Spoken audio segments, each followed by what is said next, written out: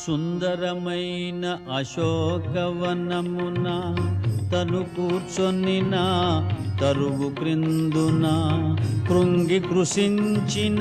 సన్నగిల్లిన శుక్లపాక్షపు చంద్రరేఖను ఉపవాసములా వాడిపోయిన నివురుగాపిన నిప్పు కణమును చిక్కిన వనితను మారుతిగాంచెను రాక్షస వనితల క్రూరవలయమున.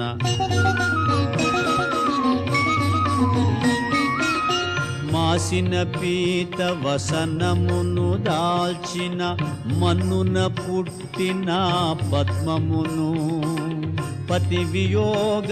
శోకాగ్ని వేగిన అంగారక పీడిత రోహిణిని